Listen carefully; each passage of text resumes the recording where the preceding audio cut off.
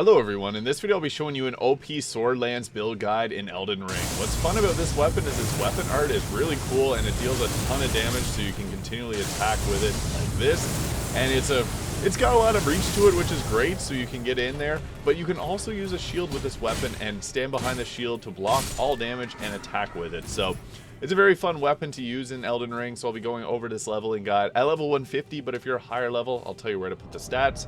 Now, at level 50 or 150, we have 50 vigor, 26 mind, 42 endurance. This allows us to have 56 poise and a medium roll while wearing this and the fingerprint stone shield. In addition, I have 65 strength and have the heavy scaling on there, which gives it more damage.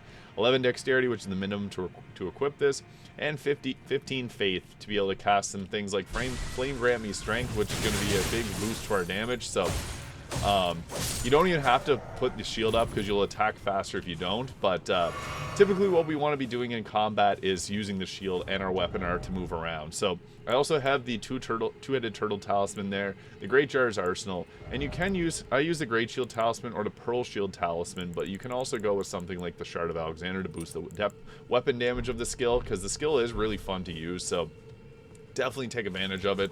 Now we want to set up with our Flame Grant Me Strength, but we can also apply Blood Flame Blade to this, or Frostbite Grease, so you got a couple options there for extra damage. And typically what we're going to be wanting to do, we're just going to block that there, and go up. You can trigger Blood Loss build up too with this pretty easily, so it's another option that we got. But typically you just want to use this weapon art to close the gap against them, because it'll deal multiple hits of damage there, which is great. So it's a very powerful skill, but really the biggest benefit is the ability to be able to do shield stabs and deal a ton of damage, and you can choose whatever weapon art you want to put on this. So if you want something like Bloodhound Step, you can go that route. It's the only legendary weapon that just uses normal smithing stones, and you can put whatever weapon art you want on it. So it's pretty strong. You can put rot grease on it, so the rot grease is nice too, because you can apply scarlet rot pretty quickly with shield pokes.